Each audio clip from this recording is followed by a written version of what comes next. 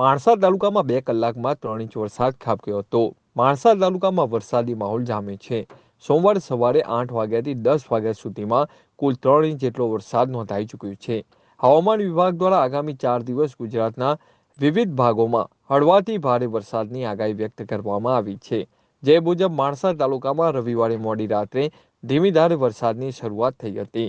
મળતા આંકડા પ્રમાણે 75 mm એટલે કે 3 ઇંચ જેટલો વરસાદ અત્યાર સુધી ખાબકી ચૂક્યો છે। સિઝનની વાત કરવામાં આવે તો માણસા તાલુકામાં અત્યાર સુધી કુલ 373 mm વરસાદ પડ્યો છે। વરસાદી માહોલ જામતા વાતાવરણમાં ઠંડક પ્રસરી હતી, તો બીજી બાજુ ખેડૂતો પણ વાવણીમાં જોડાયા હતા। ગ્રામ્ય વિસ્તારમાં ધોધમાર વરસાદના પગલે ઠેર ઠેર પાણી ભરાયા હતા। ઇટાદરા, સોલૈયા સહિતના ગ્રામ્ય વિસ્તારોમાં ઘૂંટણસમા પાણી ભરાયા હતા। બીજી બાજુ માણસા ગાંધીનગર હાઈવે પર વિઝિબિલિટી ઘટતા વાહન ચાલકોએ લાઇટ ચાલુ રાખવા મજબૂર બન્યા હતા।